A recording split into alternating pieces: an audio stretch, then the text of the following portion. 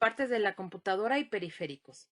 Los componentes fundamentales de las computadoras son el CPU, unidades de almacenamiento y los dispositivos de entrada-salida.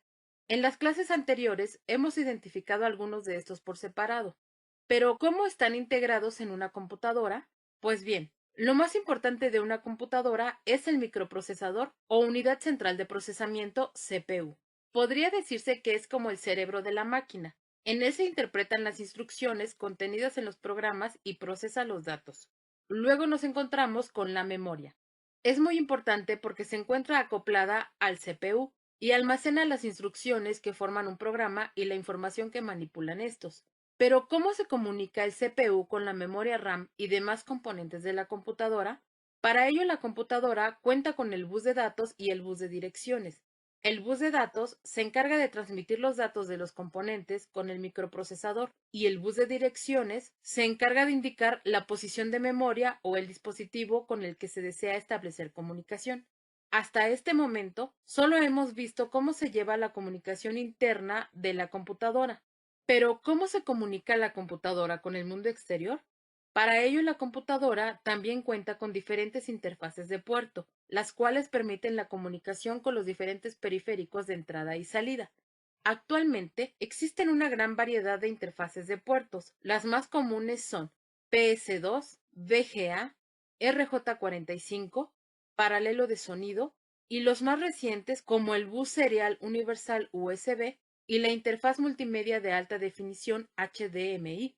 Ahora que ya hemos visto que la computadora cuenta con diferentes interfaces de puertos, podemos hablar de las partes que integran una computadora. Las necesarias para su funcionamiento son: el disco duro es la principal unidad de almacenamiento de información, datos y programas de una computadora. Se encuentra instalada dentro del gabinete principal. El monitor nos permite ver la información de una manera que podamos interpretarla. Actualmente existen con tecnología de plasma, LCD y LED. El tamaño del monitor se mide en pulgadas y puede conectarse a los puertos VGA y los más modernos a puertos HDMI. El teclado permite que podamos introducir órdenes y datos en una computadora. El más usual es el conocido como QWERTY. Se conecta de manera alámbrica o inalámbrica o en los puertos PS2 y USB. Otro elemento es el mouse. Es un dispositivo apuntador que nos permite el manejo de un entorno gráfico en una computadora. Se puede conectar de manera inalámbrica o a través de los puertos PS2 y USB. Y por último, las bocinas. Son dispositivos que reciben las señales eléctricas de audio procedentes de la computadora y las transforman en sonido. Pueden venir integradas al gabinete o de manera externa, conectadas a puertos de audio y USB. A estos dispositivos se les conoce como periféricos o dispositivos de entrada-salida y forman parte del hardware de la computadora. Se puede decir que son todos aquellos dispositivos tangibles que podemos ver y tocar, que sin pertenecer al núcleo fundamental del CPU memoria central, permiten realizar operaciones de ES complementarias al proceso de datos que realiza el CPU. El proceso general de comunicación es de la siguiente manera. El CPU está corriendo constantemente una rutina, cargándola en la memoria RAM para detectar dispositivos en las diferentes interfaces de puerto a través de los buses de datos. Una vez que detectan algún dispositivo conectado, entra en comunicación con él por medio de los buses de direcciones y la interfaz de puerto. Si es un dispositivo de salida, envía los datos requeridos. Por otro lado, si se trata de un dispositivo de entrada, el CPU recibe las instrucciones por medio del bus de datos, la procesa y envía la información resultante nuevamente a algún dispositivo conectado a su interfaz de puerto. Ahora veremos cómo se lleva a cabo el proceso de comunicación de algunos dispositivos.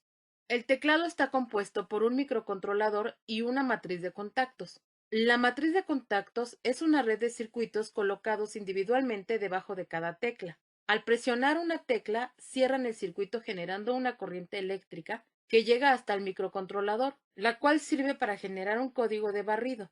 Estos códigos de barrido son enviados de forma serial hacia la interfaz de puertos y es recibido por un microcontrolador conocido como BIOS de teclado, el cual se encarga de realizar la codificación del código de barrido a binario, de acuerdo a la correspondiente de la tabla de caracteres o códigos ASCII. Además, genera una interrupción por hardware enviando el resultado del código en binario al CPU. El CPU manda instrucción de almacenarlo en memoria RAM, finalmente lo envía a la pantalla. El mouse funciona de la siguiente manera.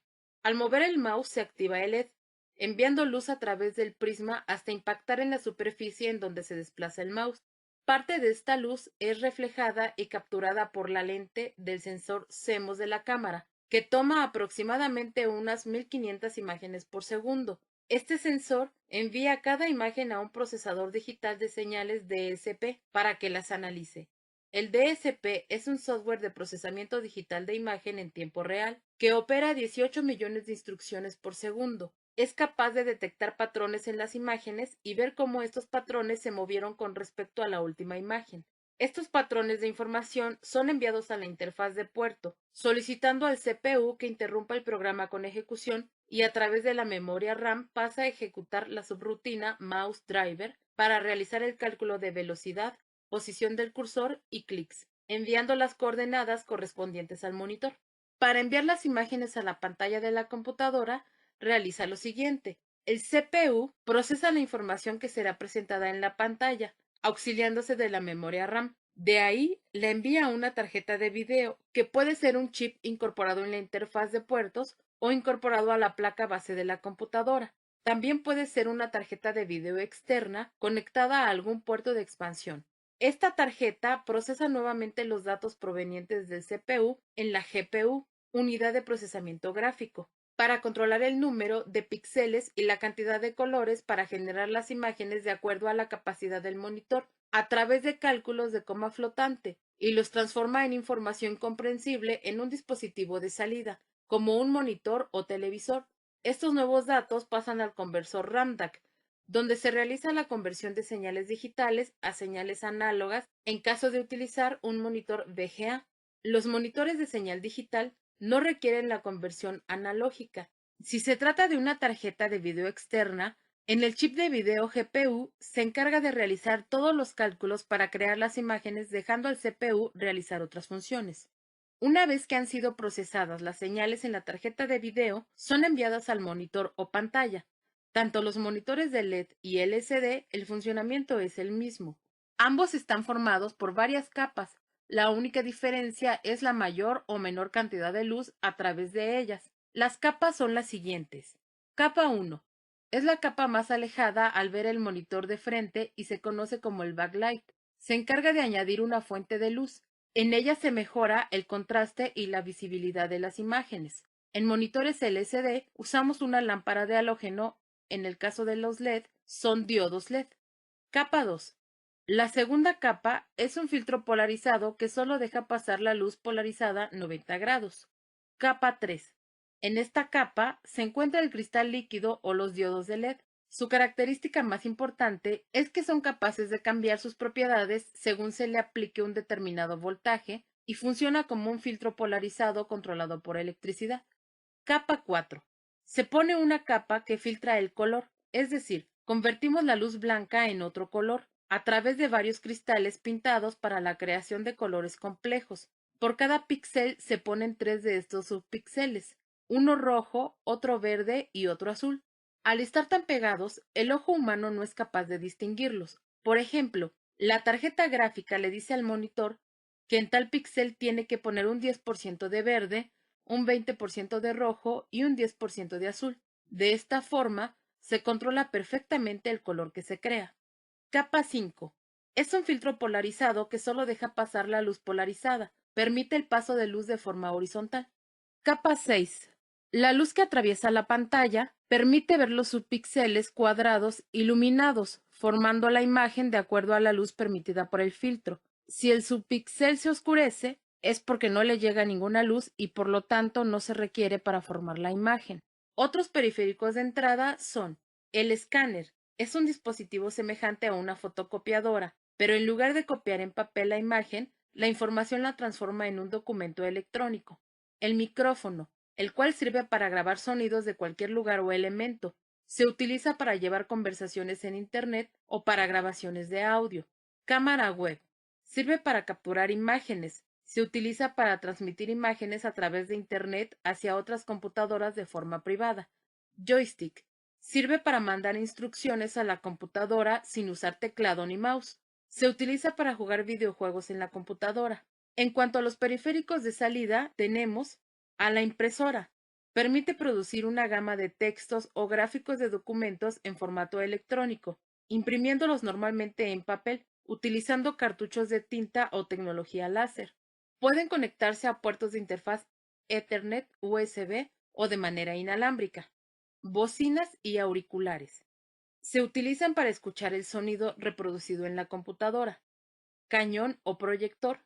Es un dispositivo que se conecta al puerto VGA o HDMI de la computadora. Recibe una señal de video y la proyecta en un área de proyección usando un sistema de lentes, permitiendo así mostrar imágenes fijas o en movimiento.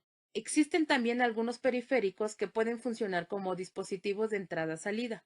Algunos son reproductores de MP3 y tabletas electrónicas multifuncionales, los cuales tienen integrado a la impresora, el escáner y fotocopiadora, reproductor de CD-ROM, cámaras fotográficas y de video, unidades de almacenamiento como discos duros externos y USB, etc.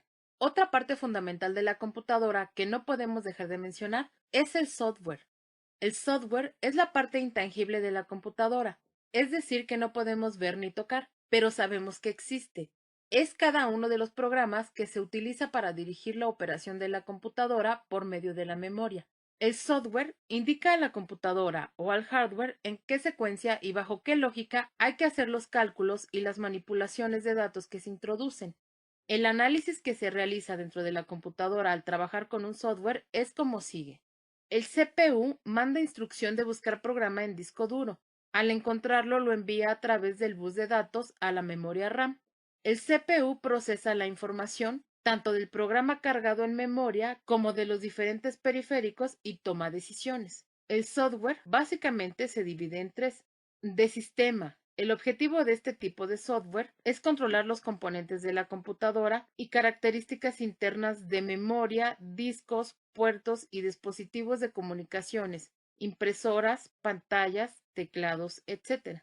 El software de sistema además ofrece adecuadas interfaces de alto nivel, controlador, herramientas y utilidades de apoyo que permitan el mantenimiento del sistema. Incluye, entre otros, sistemas operativos y controladores de dispositivos o drivers. De desarrollo. Son herramientas que permiten al programador desarrollar programas informáticos como compiladores, depuradores, etc. Y de aplicación. Es aquel que permite a los usuarios llevar a cabo una o varias tareas específicas como procesadores de texto, hojas de cálculo, videojuegos, etc. Como conclusión, podemos decir que a través del hardware la computadora desempeña funciones de entrada y salida, pero también desempeña funciones de procesamiento y almacenamiento de la información, y que sin el software la computadora sería un conjunto de piezas inservibles.